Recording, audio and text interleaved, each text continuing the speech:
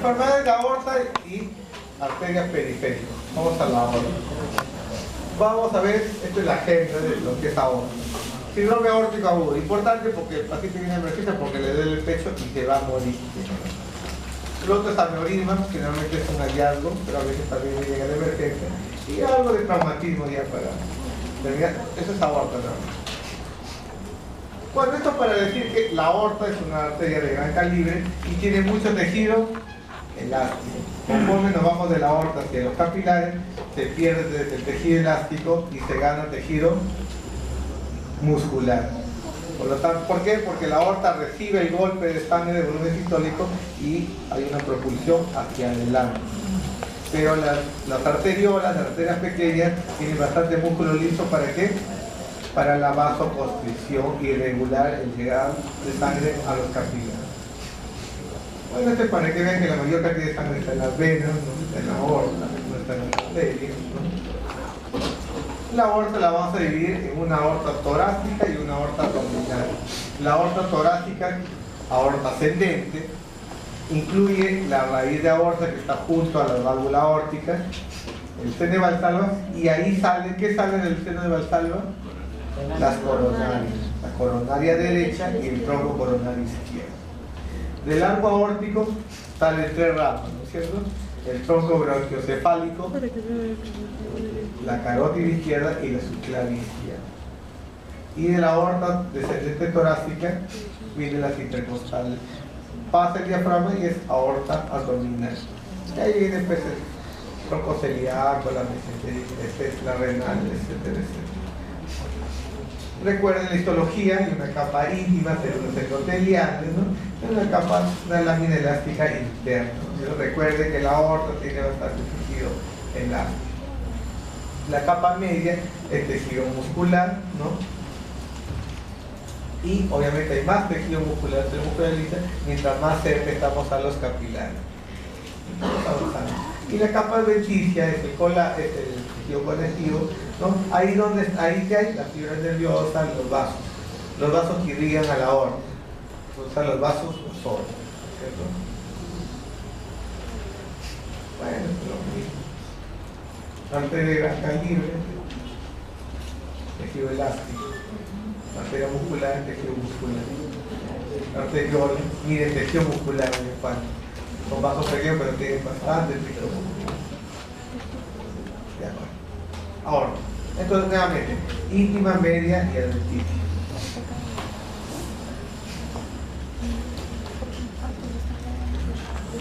Cada porción de la aorta tiene sus dimensiones. No interesa el número, acá no interesa el número todavía, ¿no? La raíz, el seno, aorta ascendente, callado, aorta descendente, abdominal, etcétera, etcétera.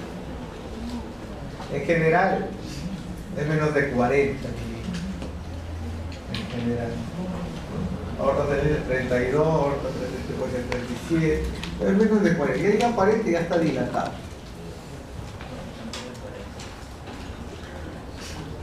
Obviamente, conforme envejecemos, los diámetros aumentan. Los diámetros aumentan. Radiografía de tórax, normal.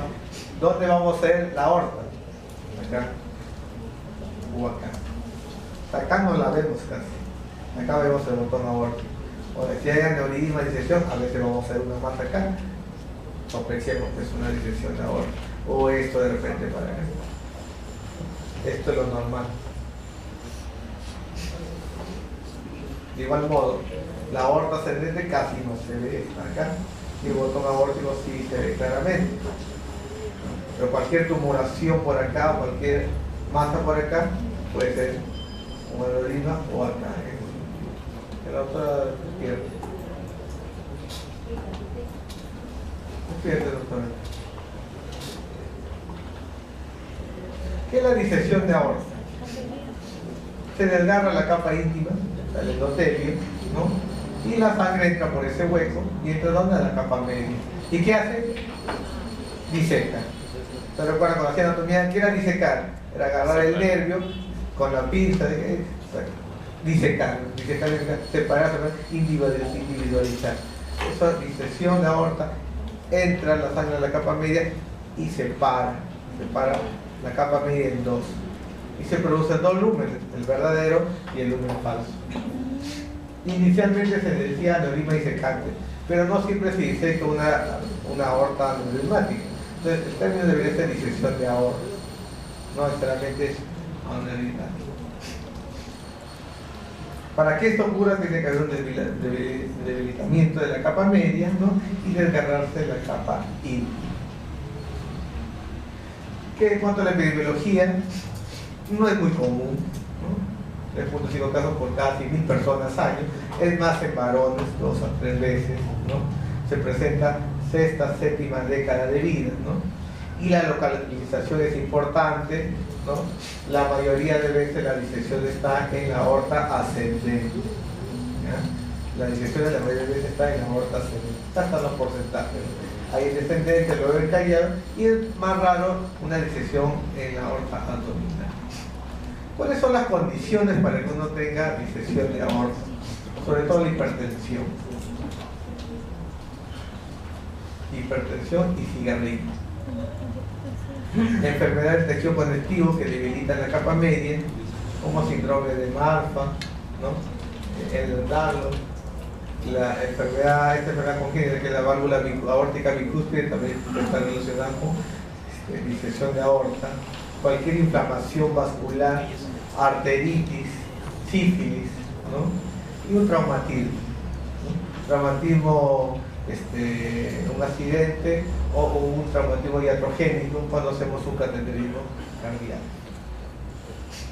La principal factor de riesgo es la hipertensión. La gran mayoría de casos son hipertensos y la gran mayoría de casos se presenta con crisis hipertensiva, urgencia, emergencia hipertensiva.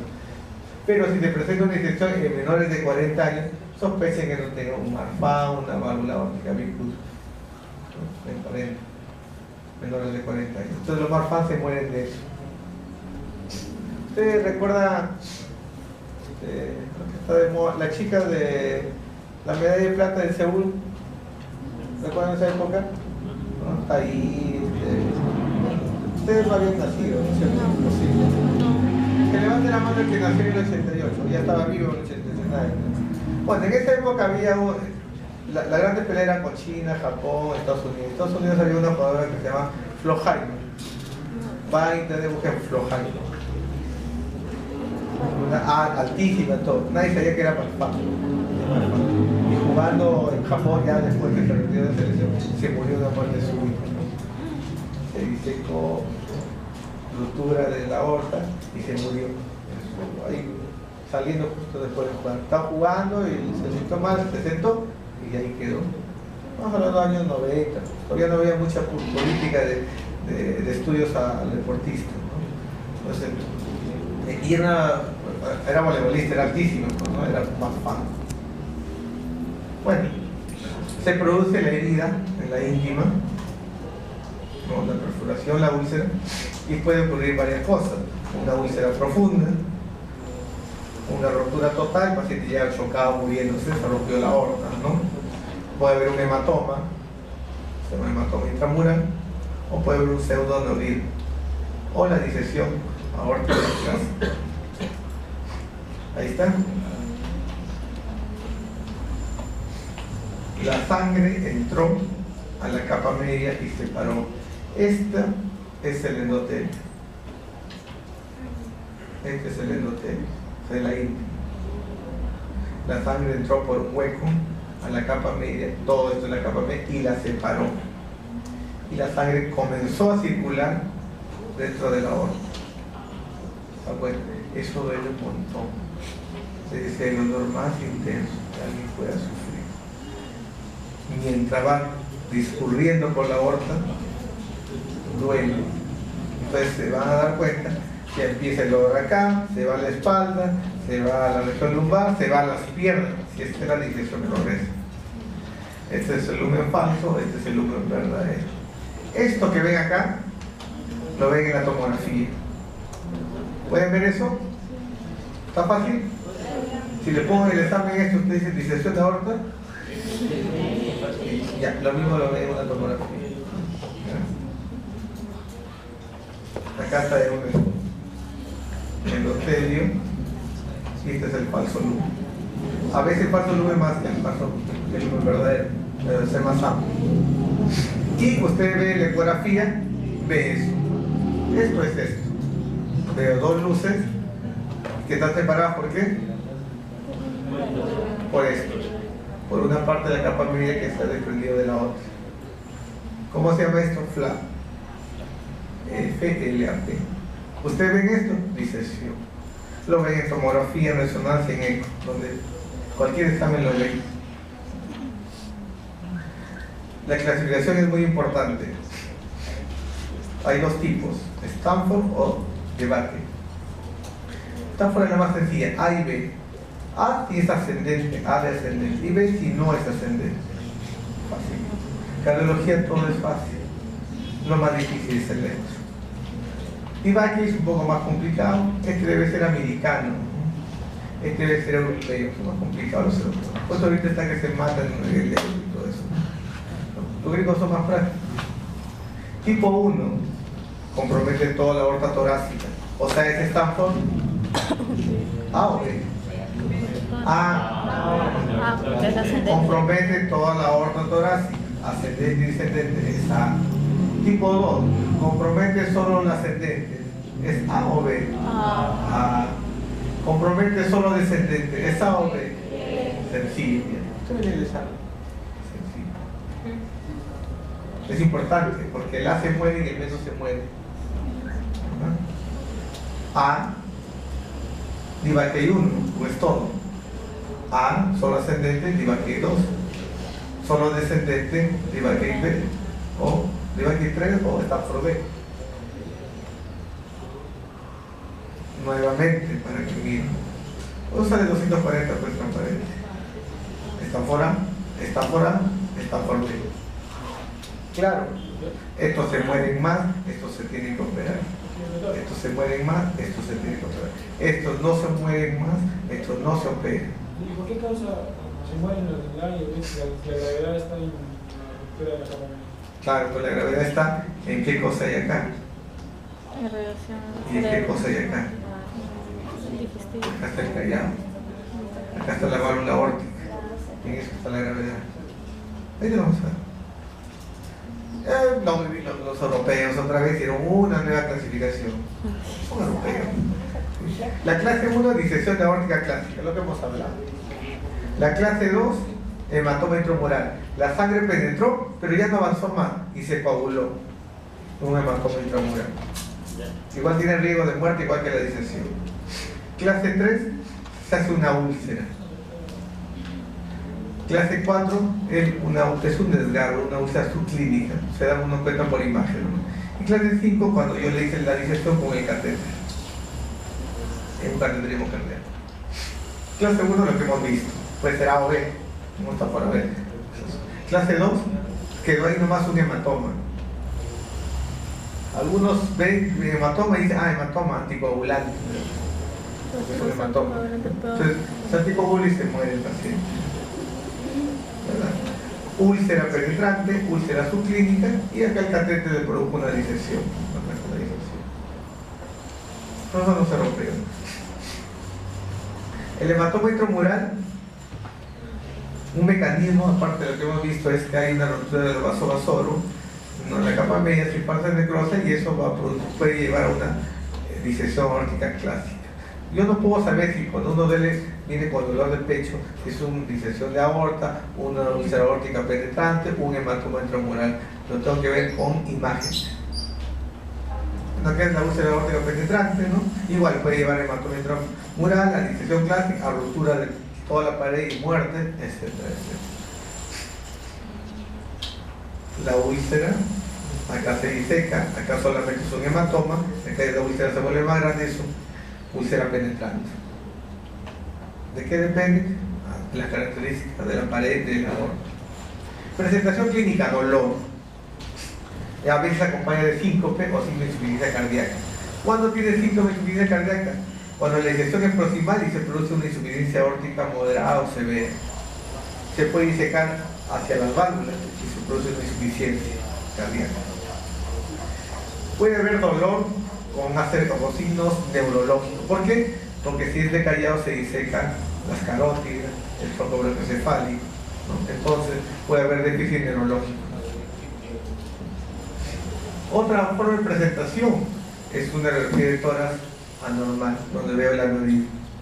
Y lo otro, la ausencia de pulso, ¿no? Ahora mismo no puede haber ausencia de pulso radial, braquial, ¿no? En el lado izquierdo o en el lado derecho. ¿Por qué? Porque se diseca la subclavia, la aorta se diseca y la disección va hacia la subclavia izquierda, entonces no tengo pulsos radiales ni braquiales del brazo izquierdo.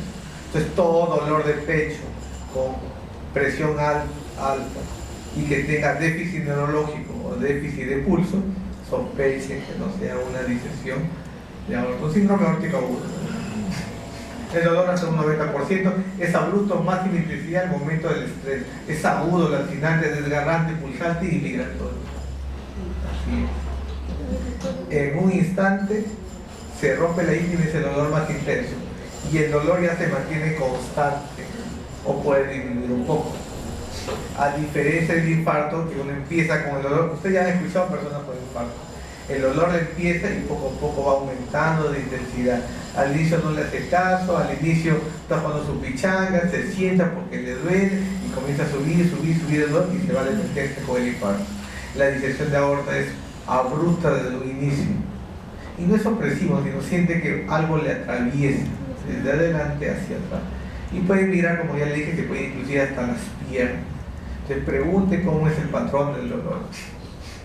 El dolor cambia de localización. Si es una disección proximal, puede ser retroesternal, como un infarto. Si es una disección distal, puede ser interescapular o dorsal en la espalda.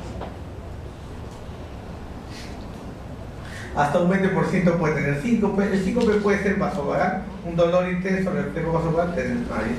Pero el síncope también puede ser por activación del taponamiento cardíaco o por un problema de obstrucción de los vasos cerebrales, ¿no? Nuevamente, si hay manifestaciones cerebrovasculares o déficit de pulso, pensar que no vaya a ser una disección de aorta. A veces está en forma abdominal y tiene dolor abdominal persistente. Al examen físico, la mayoría son hipertensos, 60-80%, pero si está hipotenso, es una proximal complicada, por hemopericardio, por taponamiento, insuficiencia cardíaca, etc. Déficit de pulso solo 20%, déficit neurológico 40% de las proximales y sin compromiso proximal, la mitad es insuficiencia aórtica y tengo soplo de insuficiencia aórtica. Algunos somos piñas, tenemos mala suerte y a veces algunos pacientes vienen con disección proximal, se diseca el óseo coronario y también tiene un infarto. O sea, el 1 al 2% de disección de aorta más infarto. ¿Cuál es lo principal? La disección. No lo trombolice, no le dé aspirina, no le dé porque lo va a matar. Recuerde que todo no es una obstrucción coronaria, es una disección. Trate la disección, ¿no? Y el infarto se va a mejorar. Esta es una serie de 600 pacientes, ¿no? La mayoría son hipertensos, ¿no? Y hay chota, taponamiento, insuficiencia aórtica, déficit de pulso, sote pericárdico, accidente cerebrovascular, fíjese, daño vertebral, ¿no? Cuando es aorta descendente, isquemia de miembros inferiores, etcétera, etcétera, etcétera. Diagnóstico diferencial a la cabeza, un síndrome coronario agudo, pericardite, embolismo pulmonar, pleuritis, cualquier dolor y veo una tomografía, un tumor mediastinal.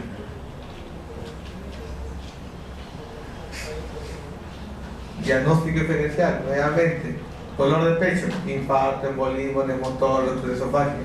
Si le duele el abdomen, cólico renal, biliar, obstrucción, perforación intestinal, isquemia mesentérica. Si le duele la espalda, la región lumbar, cólico renal, dolor musculoesquelético, ¿no? Saque le puede doler todo. ¿Cuál es la clave? Le dolió el pecho y tenía la presión. Tiene un ritmo circadiano, los inicios de la mañana, obviamente hay más incidencia de disección, Ya lo sé. ¿Qué hay que hacer? Hay que manejar la hemodinámica, ¿no? Si está hipotenso hay que darle fluidos, ¿no? Hay que aliviarle el dolor es muy intenso, damos morfina. Y la disección va a progresar si sale mucha sangre con fuerza a la hora de la sístole. O sea, tengo que disminuir la fuerza de contracción ventricular. ¿Cómo hago eso? Con un beta bloqueador. ¿Y cómo disminuye la presión arterial? Porque a mayor presión arterial se va a seguir disecando y va a progresar la enfermedad. Le tengo que dar nitroprusiato o a veces nitroglicerina. ¿Cuánto es la meta? Es la única emergencia hipertensiva donde yo normalizo la presión arterial sistólica en la primera hora. El resto de emergencia hipertensiva, usted no normaliza la presión. Si lo normaliza, le está haciendo un daño. Pero en la disección de aorta sí normaliza la presión arterial sistólica, porque lo que yo quiero es que no progrese la disección. Tengo que tomar un electro, la gran mayoría de veces el electro es normal, ¿no? Y hay que ver la radiografía, ahora voy a ver dilatación de la raíz, de la aorta ascendente o aorta ascendente, pero puede ser normal en un 10-20%. Luego de todo eso, hago el diagnóstico de imágenes, para confirmar el diagnóstico, ver el plan, lumen verdadero, etcétera, etcétera, etcétera. Una ecografía, ¿qué vemos? Vemos el plan, ¿qué lo vamos a ver? Vemos si los lúmenes se comunican todavía, si la raíz aórtica está dilatada, si hay regurgitación aórtica, si hay hemopericardio, o sea, si la sangre ha extravasado, si hay espacio pericardio. Nos sirve bastante, ¿no? Sobre todo en disecciones proximales. En distales baja la sensibilidad, ¿no? Pero en proximales nos ayuda bastante. Es mucho mejor un transesofágico, nos ayuda a ver bien proximales y distales, o sea, Stanford A y Stanford B. Fíjense, de un transtorácico, sensibilidad 80% y especificidad 96%. Pero con un transesofágico mejora, 98 y 95% con el transesofágico. Este es un transesofágico. Todos han visto con el doctor Reyes en realidad el transesofágico. Fíjense, siempre se ve primero la aurícula izquierda. ¿Por qué? Porque la aurícula izquierda está pegada ¿a qué? Al esófago. Y el traductor está en el esófago. Y acá que ven la aorta. Y dos lúmenes. ¿Cómo se llama esto? Flap.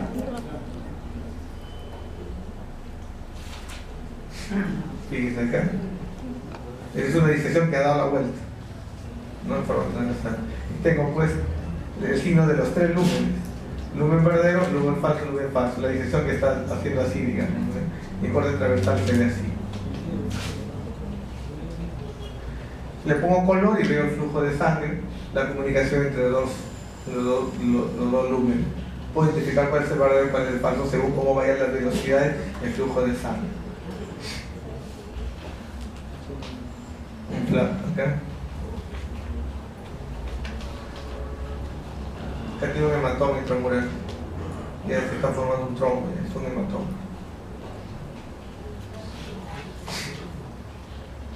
Un hematoma intramural. Acá está más claro.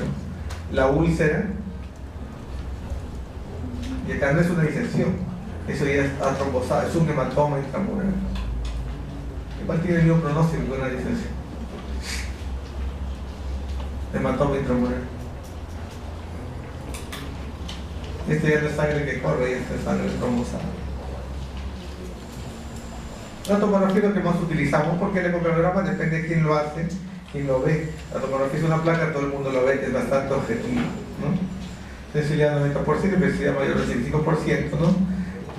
La única desventaja es que hay que llevar al paciente que está grave, mucho tramo, y hay que llevarlo al equipo de tomografía. Pero es un examen rápido, sale en menos de un minuto, ¿no? A diferencia de la resonancia. Por lo tanto, en realidad el único desventaja es que el paciente se le traslada de un lugar a otro, o sea, de la emergencia al tomógrafo. ¿Han visto? ¿Han visto? ¿Alguien ha visto en sus sedes esto? ¿Una disección?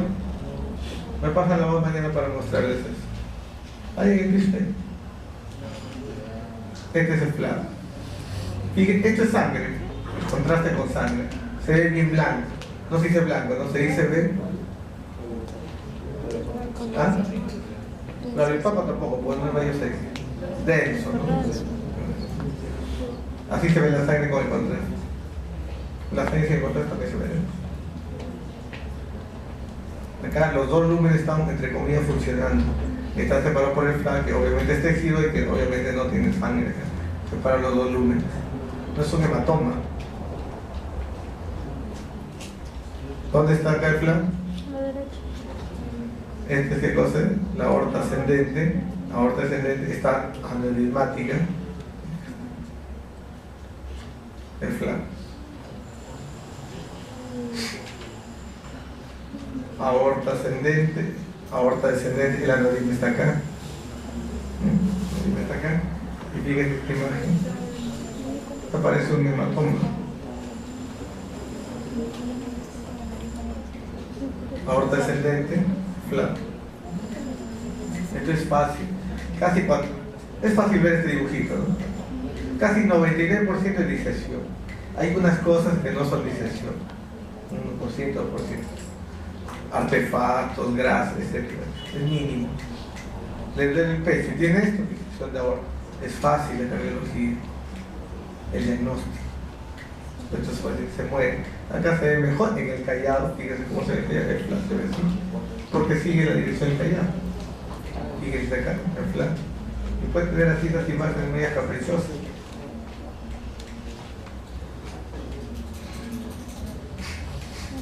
Flan. Miren, ¿por dónde estamos? Estamos por los riñones. Y sigue todavía. Entonces puede haber insuficiencia renal, puede haber isquemia mesentérica. ¿Cómo vamos? Tronco celíaco, se puede haber isquemia mesentérica. Ya se dividió la aorta en las dos ilíacas y sigue la disección. Entonces le duelen los pies, las piernas. Entonces no tiene femoral, pulso femoral. Hematoma intramural se va a ver así. Ya no se ve hiperdenso, ya no hay contraste, ya no hay sangre, ya hay coágulo. ¿Sí? ¿Te dan cuenta de la diferencia? Un trombo intramural, un hematoma intramural. Si no le hace contraste, se ve así. También se puede ver, pero es más difícil. Se le pone contraste y se ve mejor. O sea, la tomografía debe ser con contraste.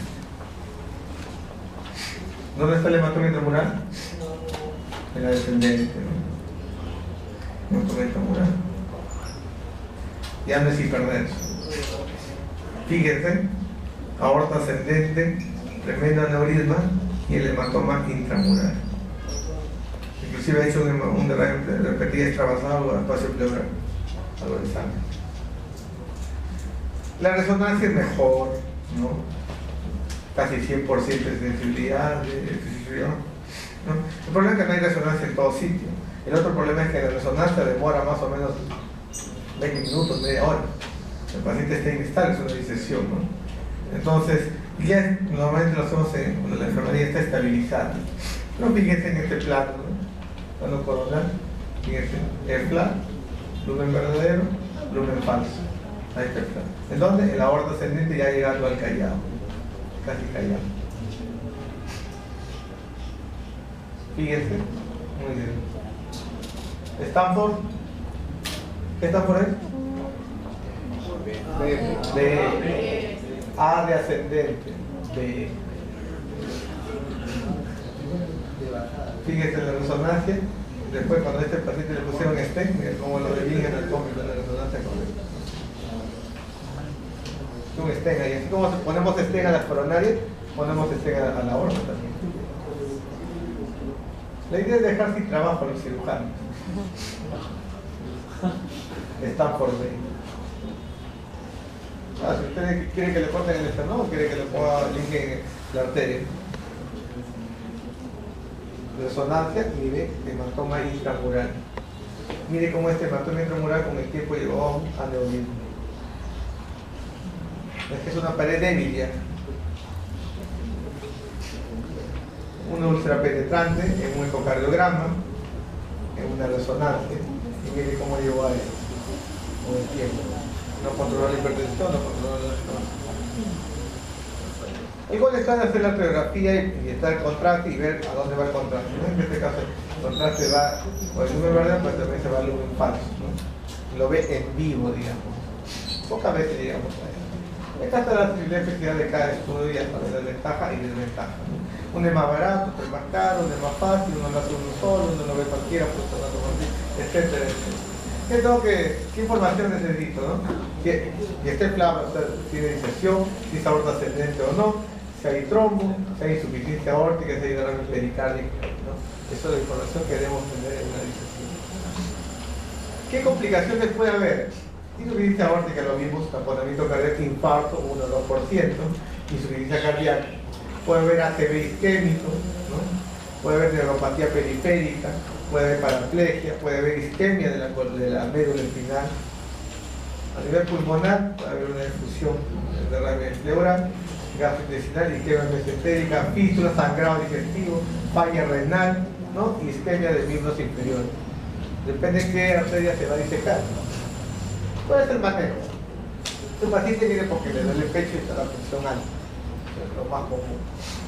Usted tiene que preguntar primero si tiene factores de riesgo.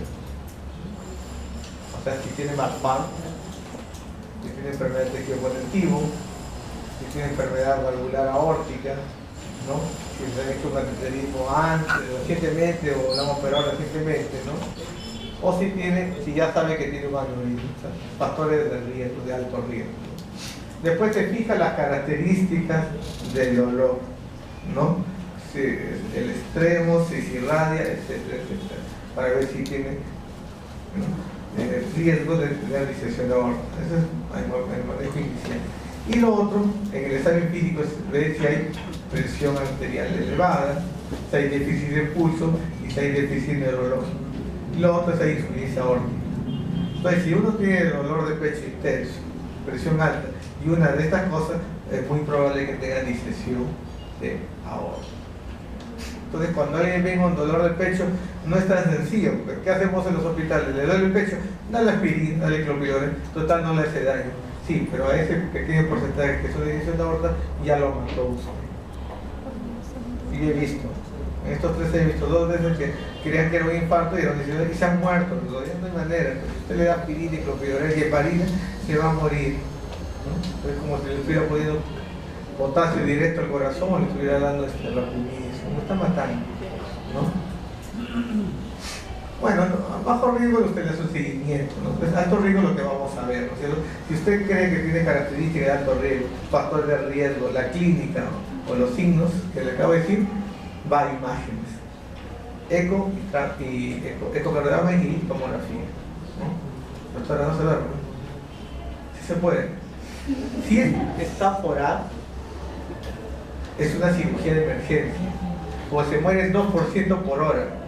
O sea, la primera hora se mueren 2, la segunda hora se murieron 4, 8, así sí. Además que la primera hora se murió la mitad. A veces llegan al hospital, ¿cómo se llama ya? Los que sobreviven ya van bien porque ya llegaron al hospital.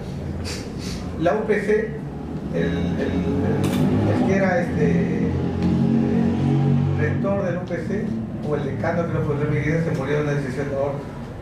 Maestro, cardiólogo. 6 desde acá hasta abajo. Se desplomó en la calle, tenía los papeles, lo llevaron al clínico, intentaron operar y se murió. Una disección masiva, aún está fuera. Entonces tengo que operar emergencia. ¿Para qué operación hago? Si tiene compromiso de la válvula aórtica, le pongo un tubo valvado. Si no tiene compromiso la válvula aórtica, solamente le pongo un injerto valvular. Si es Stanford B, tratamiento médico, nada más. El control de dolor, le bajo la presión. ¿Cuándo lo opero? Si continúa el dolor y es intenso y no lo puedo controlar el dolor ni con morfina. Si la hipertensión es progresiva, no lo controlo, le doy 5 o 6 drogas y no baja la presión, y ya lo voy a tener que operar. O si hace un daño del órgano blanco, isquemia mesentérica, insuficiencia renal aguda o isquemia de miembros inferiores, ahí recién entro a operar. ¿Qué? Injerto vascular. Bueno, tipo A se opera, tipo B tratamiento médico. ¿Qué tengo que hacer? Bajar la presión.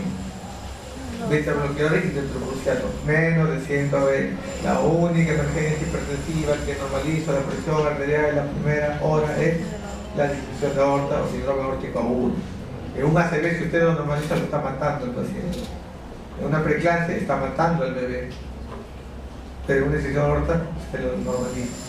La mortalidad. Bueno, hace 40 años la mortalidad era 20%, 90%, todos se morían al mes. El tipo A, ese es el total A y B. Vamos por tipos. A. Manejo médico, como le digo, 1 a 2 por hora, más o menos a los 24 horas 20%, a los 14 días la mitad ya está muerta.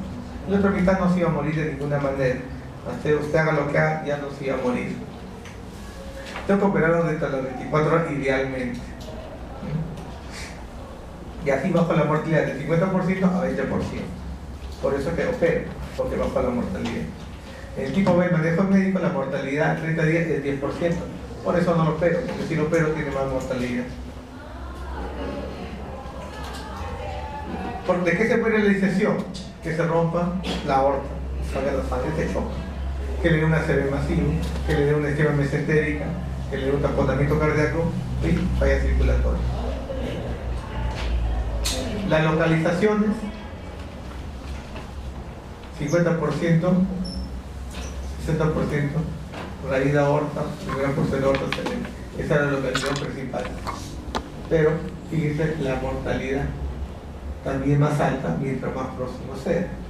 ¿Dónde son más frecuentes? Acá. ¿Dónde se mueren más? Acá también. Mientras más distales se mueren menos. Stanford B es acá, más o menos promedio 10%. Por eso, ¿por qué no se opera? No se opera porque acá están las complicaciones mayores, complicaciones letales.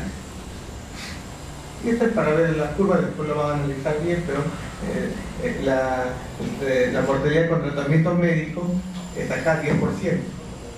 La mortalidad del tratamiento quirúrgico de un Stanford B es esto, 25, 20%, duplica, no lo opera el Stanford B. En cambio el Stanford A, sí, la mortalidad, tratamiento médico, 50%. La mortalidad, tratamiento quirúrgico, es más o menos 20%. O sea, disminuye a la mitad la mortalidad. Eso es lo mismo. Si tiene más déficit de pulso, más mortalidad. Si tiene más déficit neurológico, más mortalidad. Y ya, como los cardiólogos ya todos lo hacen por cateterismo, entonces ya hay un estrés endovascular, cada vez se utiliza más y cada vez menos se abre al paciente, ¿no? Excepto que tenga un problema valvular aórtico, ¿no? O que sea una estampora muy proximal, ¿no? La mortalidad todavía es alta, ¿no? Y hay riesgo de infarto, de falla renal, etcétera, etcétera. Es una medida paliativa hasta que el paciente se pueda operar. El seguimiento lo hacemos ¿ya? Con tomografía, resonancia. Acá se sirve la resonancia porque el paciente ya está estable. Quiero ver esa disección, si hace aneurisma o no, si dilata más o no, o si progresa la úlcera penetrante o no. ¿Alguna pregunta?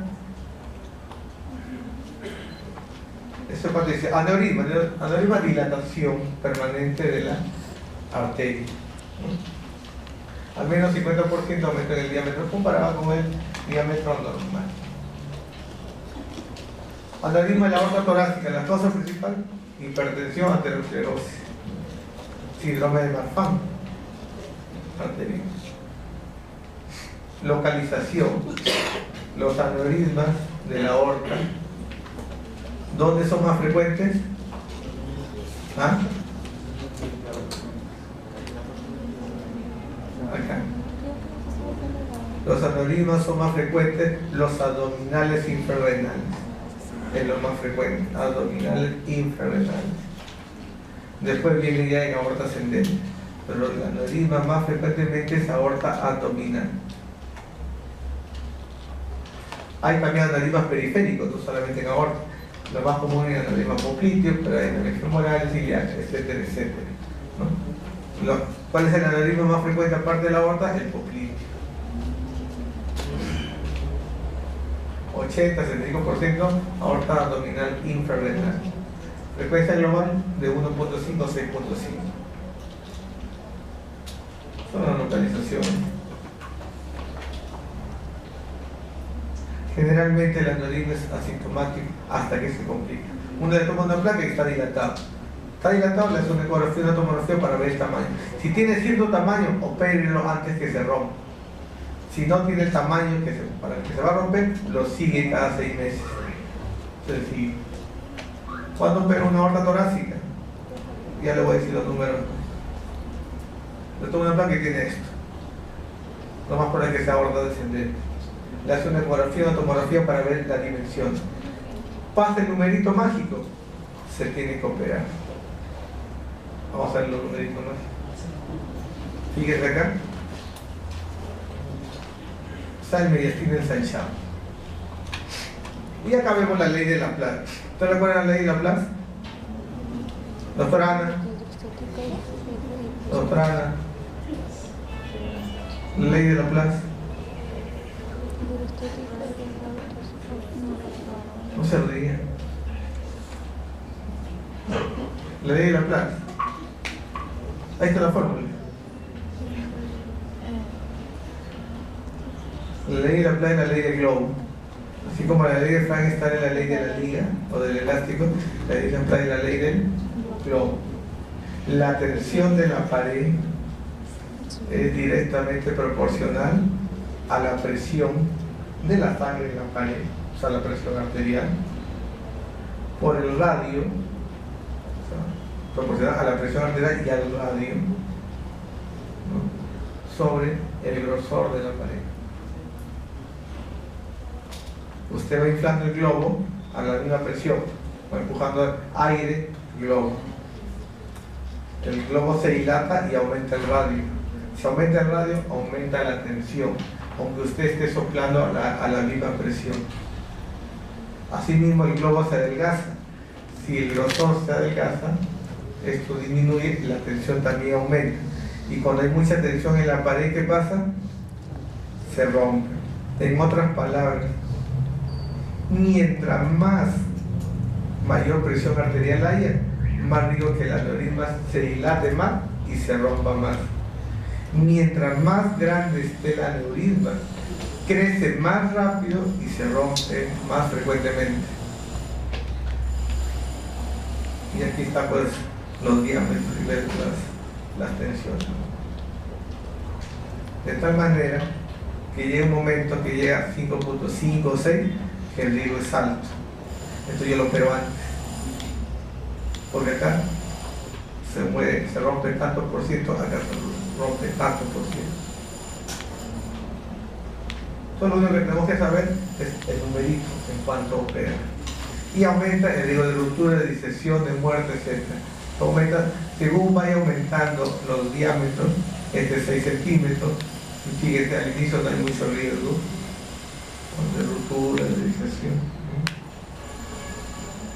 Conforme avanza el diámetro o el radio, aumenta el riesgo de ruptura, de disección, de muerte, etcétera, etcétera. Eso es por Laplace.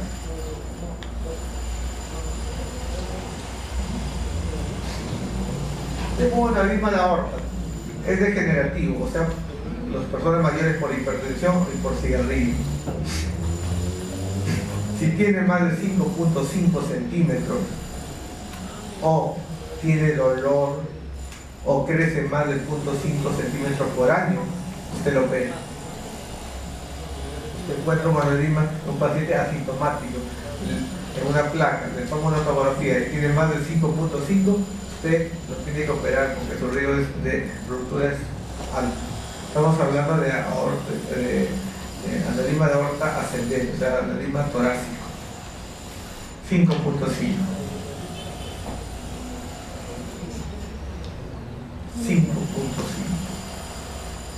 Número mágico.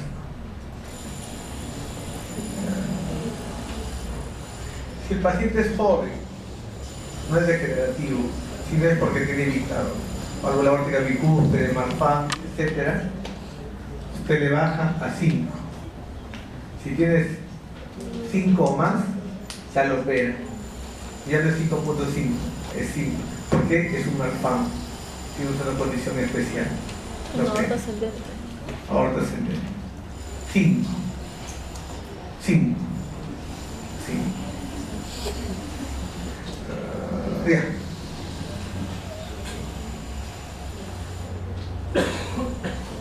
Y esto es porque los riesgos aumentan según el tamaño.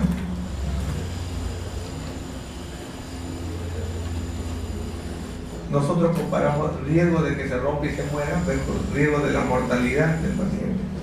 Vamos a ver cómo se opera. Acá hay un aneurisma, como también puede tener una disección. Y que esta es la raíz de la válvula aórtica. Entonces, ¿qué hace el cirujano? Pinza acá y corta. ¿Quién hace el trabajo? La enfermedad de circulación extracorpórea, el anestesiólogo. Porque obviamente no tiene que haber nada de sangre. Entonces, previamente le han puesto un catéter acá y la sangre bypassea al corazón, circulación extracorpórea. Una vez que no tiene nada de sangre, llega el cirujano, pinza acá, corta. Ya cortó, ¿no es cierto? Le pone esto. Es un injerto. Entonces lo junta acá y lo cose. Se acabó. Sencillo. Lo más fastidioso es la circulación extracorpórea. Para hacer eso toma muchos años, ¿no es cierto? Eso es lo que los cardiólogos quieren evitar, ¿no? Ellos quieren meter un catéter y que esto se meta por dentro, ¿no?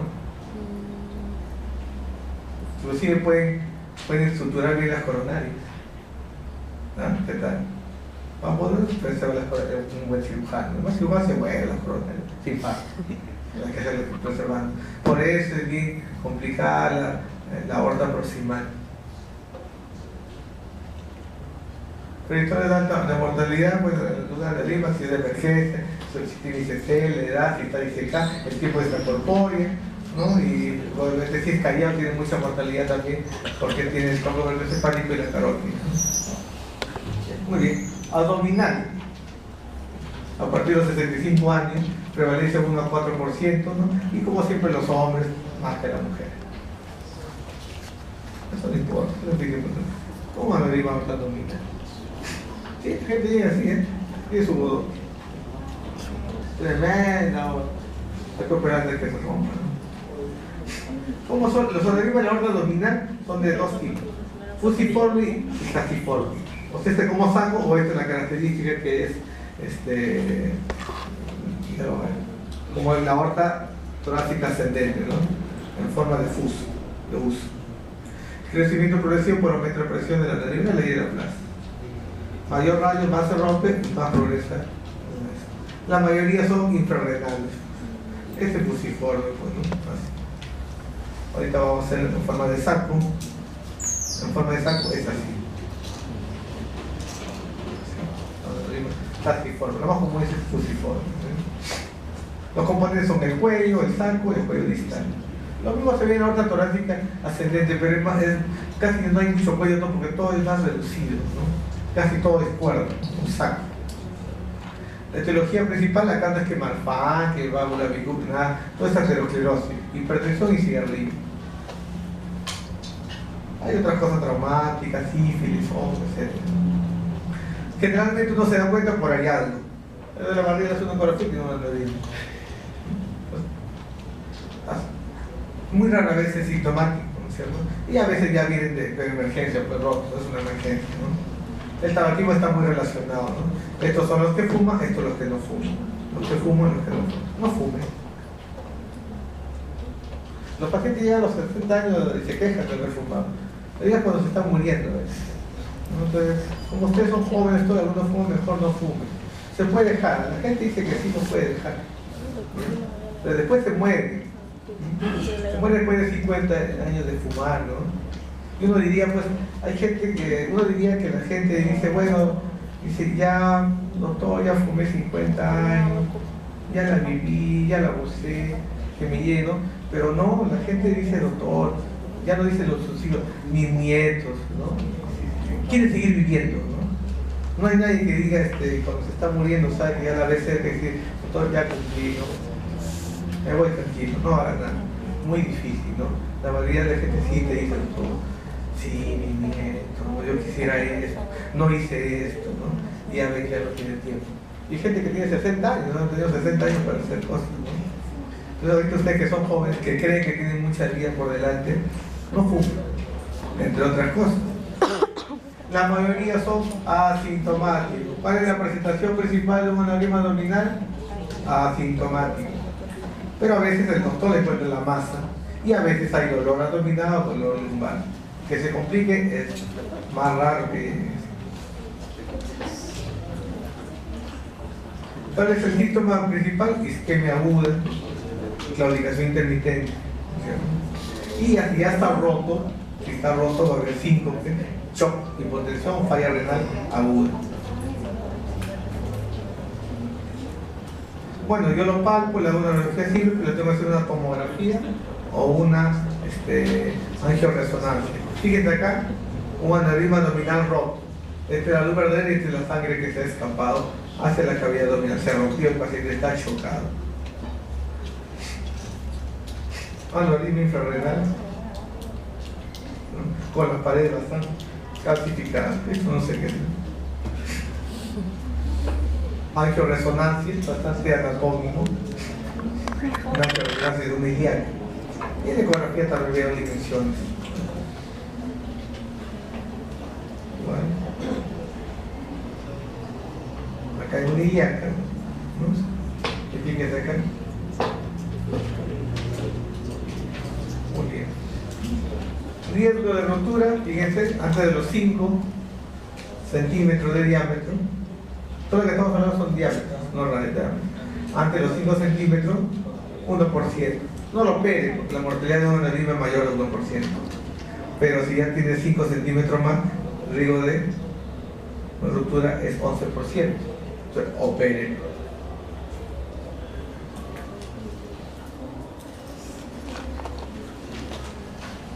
Posibilidad de rotura según el tamaño, ya le volví a decir, mientras más grande, más se rompe.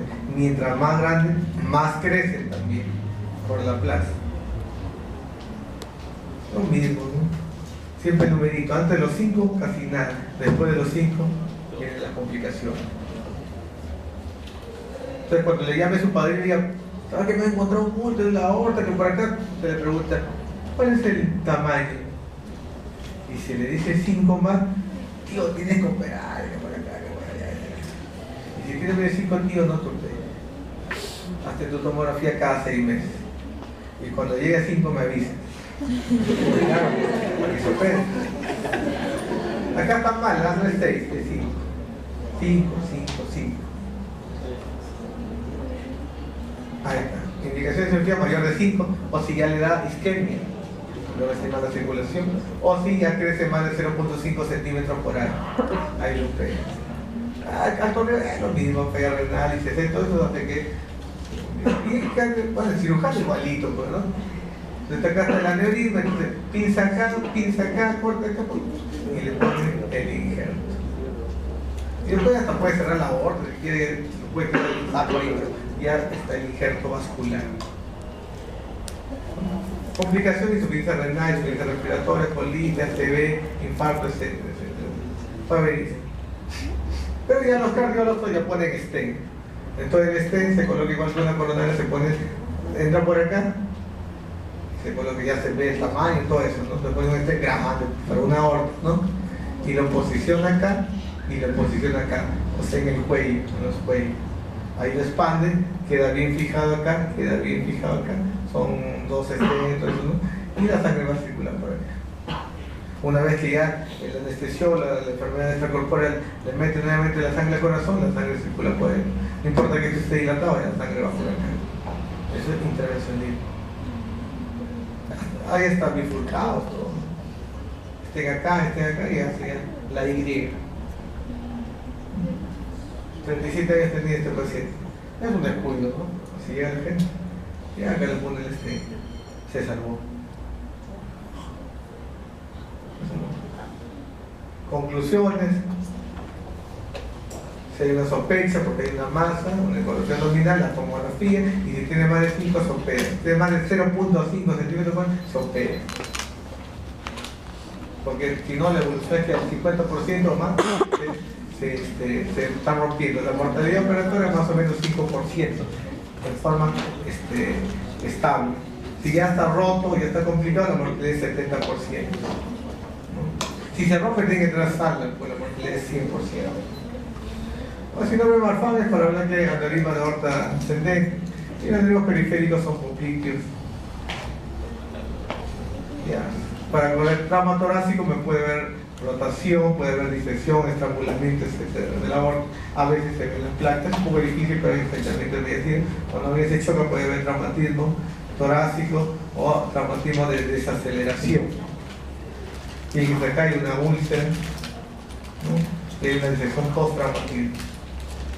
Igual que hematoma intramuscular post-traumatismo. Igualito también, ¿no? Si cirugía, clampa acá y cose.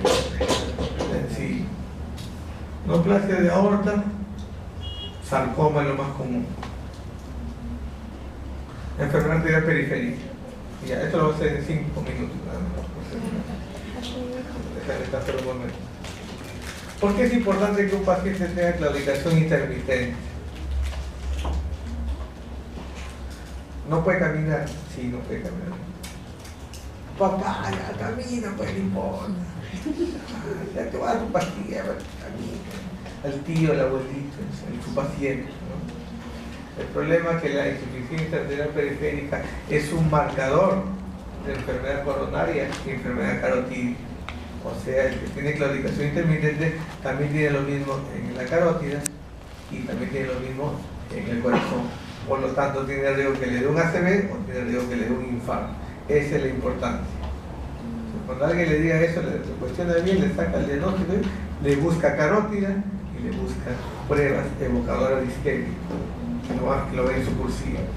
Si un paciente tiene claudicación intermitente, la mortalidad puede ser 30% a 5 años. No de los pies, sino del ACV o del infarto. La amputación a 5 años es 5%.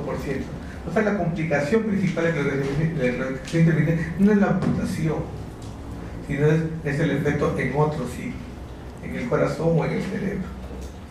Ahora, si es diabético, sí hay mayor riesgo de amputación. El diabético está asociado con enfermedad.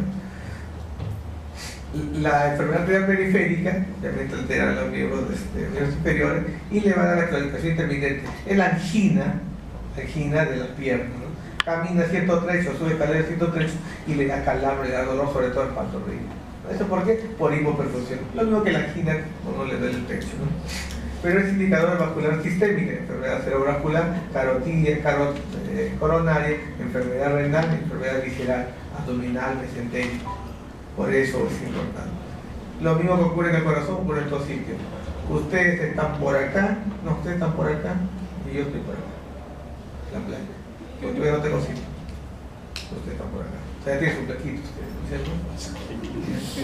¿cierto? Afortunadamente no todos llegamos acá, pues, a esta placa mayor, ¿no? Ni todos hacen el síndrome coronario, o sea, el trombo blanco y el trombo rojo, ¿no? Ni todos hacen infarto, ¿no? La mayoría, yo gracias a Dios, nos quedamos acá, donde estoy yo, y creo que aquí. Y ustedes van a llegar acá. Y algunos les van a dar esto. Y algunos van a tener infarto, pues, ¿no? Los médicos infartos, no llegan más de médicos con infarto. Con el estrés, estar de un lado para otro, no almuerzan, ni están 2 clases, terrible. Lo mismo que ocurre en la coronaria, ocurre en las piernas. Hay la placa, y la placa se puede erosionar, puede trombosis, y puede haber entonces un síntoma agudo, la isquemia del miembro superior agudo, ¿no? Si no, es una placa estable, como una angina estable, la claudicación intermitente estable. El síntoma es bastante reproducible. Usted lo hace caminar, ¿no lo caminar? ¿Le da igual? Sí, lo reproduce. O le hace una prueba de fuego y reproduce el síntoma. La posición del cuerpo no tiene ningún efecto. Normalmente es la pantorrilla, muslos o glúteos. Una de cada 5 personas a veces de 65 años tiene enfermedad arterial periférica. Definido por las presiones, ya vamos a ver. Pero solo 1 de cada 10 de estos pacientes tiene claudicación intermitente. O sea que la claudicación intermitente no identifica a todos. Es un señor que tiene factores de riesgo. Hay que identificar los factores de riesgo. fumar, diabetes, sobrepeso, hipertensión, colesterol, etcétera, etcétera, porque eso va a incrementar su riesgo, ¿cierto? A mayor edad, mayor aneurisma, a mayor edad, mayor prevalencia de enfermedad arterial periférica. Generalmente más es el hombre. Generalmente, acá la experiencia sale mujer.